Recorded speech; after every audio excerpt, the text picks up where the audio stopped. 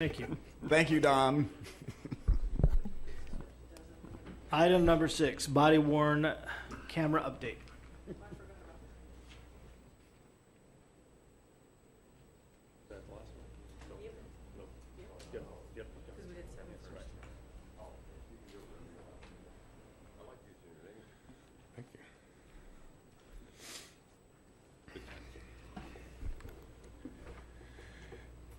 Thank you, Mayor and members of Council.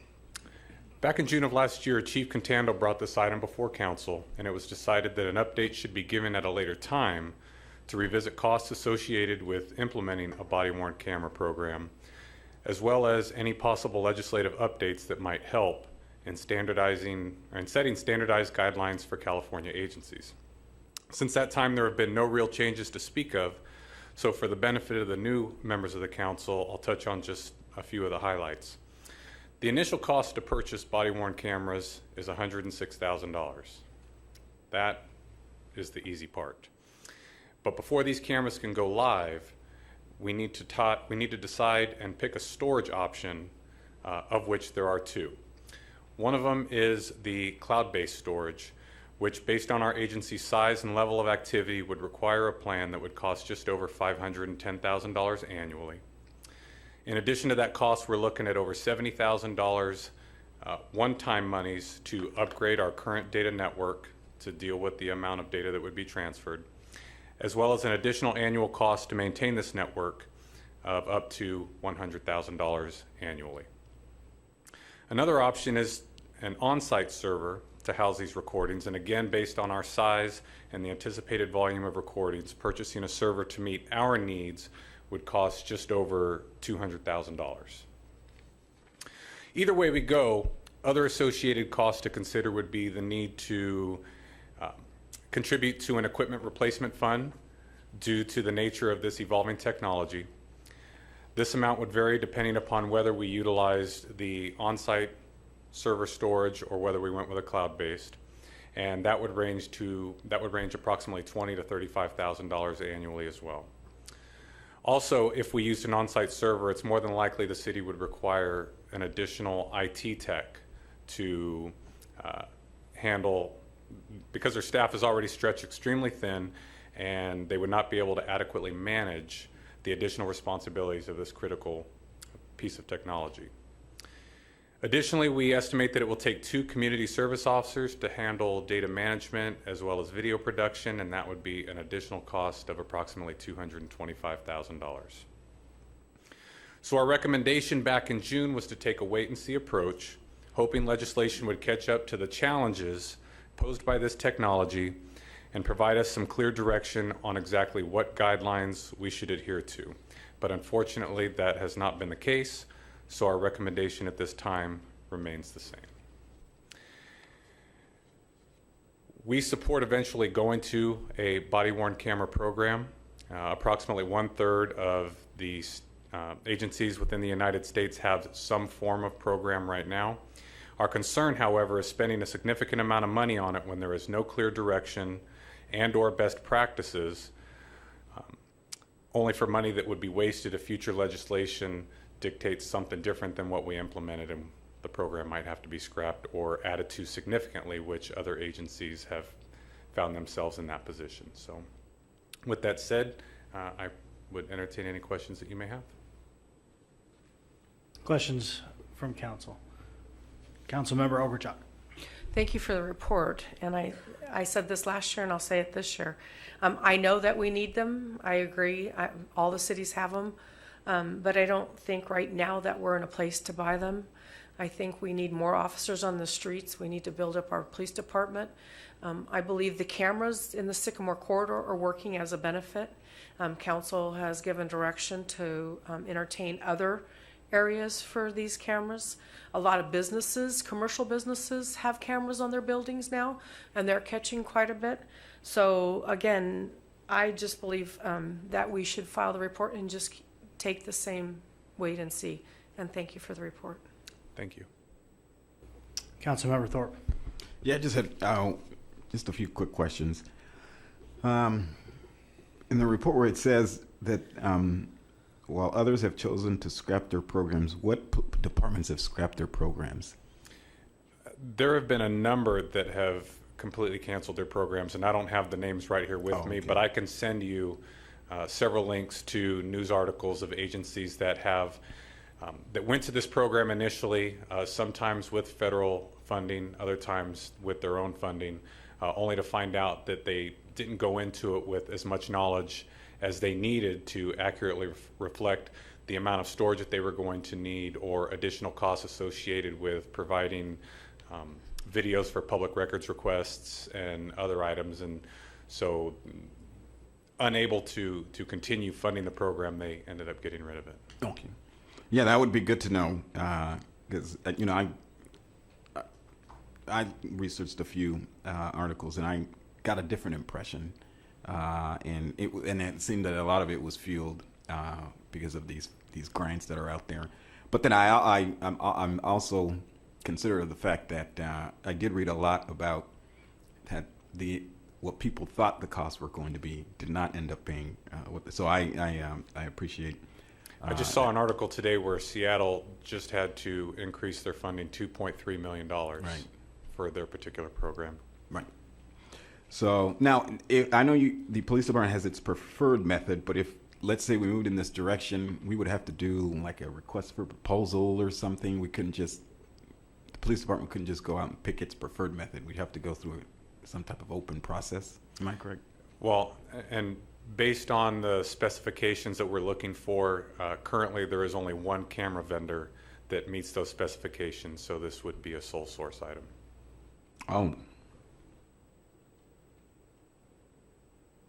Interesting. Okay. So what are those specifications that make this unique to our police department? One of the things that we're looking at is having a forward-facing video screen that allows people to see the fact that they are being recorded and what's being recorded in front of them. Oh, okay. So do most systems not do that? Is that do people not know that when they're being recorded, or? Some do and some don't, and that's one of the issues that we run into with no standardization in this particular program. Some agencies ask that their officers tell people that they're being recorded, others do not. Okay. And no, other cameras do not have that feature. Okay. That's good to know. That's all I had. Councilmember Wilson. Yes, thank you for your report. As far as agencies, I'm just going to touch on one question. I understand Pittsburgh may have gone forward with this or may not have. It's really been unclear if they have. I've just heard kind of more on a hearsay. Can you confirm if that city is using the body, if they're using the body cameras or not? Pittsburgh does use body cameras, yes. And have we, I understand, have we reached out to them and asked how they are? Have they been very forthcoming on how it's working with them? We have spoken to them. The guidelines that they use with their body cameras are substantially different than what we're looking to use. And so while I can't speak in terms of specifics, I know that the requirements and the things that we're looking to implement with our body-worn camera program differs from what Pittsburgh currently has. And you feel what we're looking for is much stronger than what Pittsburgh has in place? What I can say is that our former city attorney and our current city attorney have looked at it and made recommendations that we would like to follow. Okay, and then I have questions in regards to legislation. So I did read the two assembly bills that came with it. I guess one assembly bill didn't pass, but one did. And they're both you're right, they're both very vague, to say the least. I know in one of the bills, it says, it goes back and forth on whether or not you're supposed to disclose that somebody is being recorded. I noticed it went back and forth. Have we, in the meantime, reached out to our local representatives who represent our areas just to get their input on where they think this is going? Because, again, I'm in support of the body cameras, but I'd hate for us to go ahead and put something in place just for the state or even the federal level to reel us back in. So have we had that conversation with either one of our representatives? You know, we spoke with Assemblyman Frazier today and spoke specifically about AB 1940, which is the assembly bill that you spoke of that did not pass. And in speaking with him, one of the reasons he felt it did not pass was because it was an unfunded mandate. It was mandating certain things, but provided no additional funding to the agencies to be able to accomplish those tasks. And so, until I think they come up with a funding mechanism to help agencies who cannot afford the program, such as Antioch and many others, I think it's going to be difficult. And there are a lot of things that we do want to standardize, because you're absolutely right. It would be irresponsible, as far as I'm concerned, for us to spend a significant amount of money on a program just to later find out that what we bought into does not meet the state mandates, and therefore we need to either completely change our program or spend a significant amount of money to get us within compliance. Okay. It's interesting because I know just recently Councilmember Orgachuk and City Clerk Simonson were just at a policy meeting. It's interesting how on state level, they're pushing a lot of things down to the cities, and now the cities are pushing back saying, okay, you're asking us to do this, then give us the tools to do Help this us fund it. properly. And this is a good example of something coming from the state that's vague, but not giving us the funding or the tools necessary to make it happen. And I think we, as council members, and especially those of us that are on policy committees, really need to push back on that. So thank you. Thank you. Councilmember Thorpe. And it, more of a comment, as I've been kind of looking into this more, one thing that was overwhelmingly clear was that the amount of citizen complaints about police departments when incorporating body-worn cameras did significantly go down. So I don't know if that I don't know what we're doing here in terms of what we have. I don't know what I can say in terms of. Well, I will save my question for the city attorney, maybe off the dais, but how that would relate to citizen complaints here, and maybe even litigation, and what the long-term impacts of that versus the initial cost of this, what that looks like. Sure. And one of the things I could speak of, we get news alerts quite often regarding body-worn camera programs throughout the country, and actually throughout the world, even in other countries, including Canada. And I've seen articles that said that agencies saw a reduction in citizen complaints, and I've seen stories that said they did not see a discernible reduction in citizen complaints.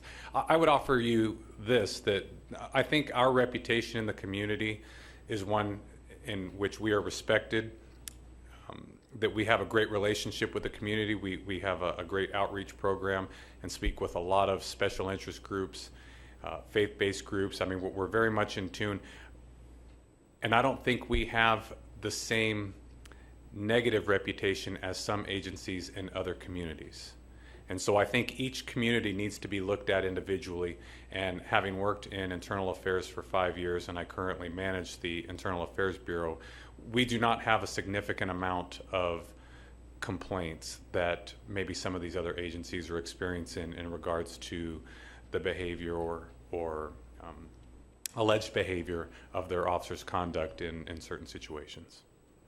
And I'd like to add, in terms of any type of savings with respect to litigation, because of the nature of our insurance coverages, the cost of administering a program might still outstrip any type of real savings, since the city is really paying a fixed deductible on these types of police lawsuits.